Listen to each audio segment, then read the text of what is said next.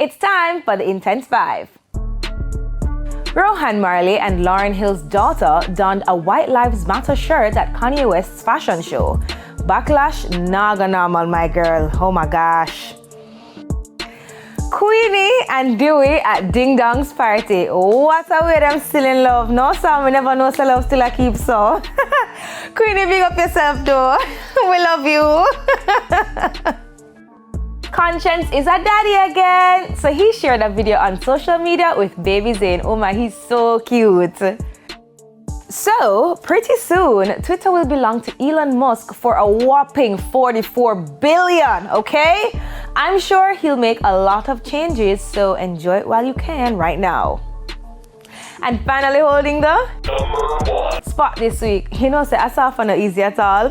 So I thought the challenge was easy until I got, to the end. Good luck, guys. That's it from the Intense 5. Remember to follow us on IG at TVJ Intense.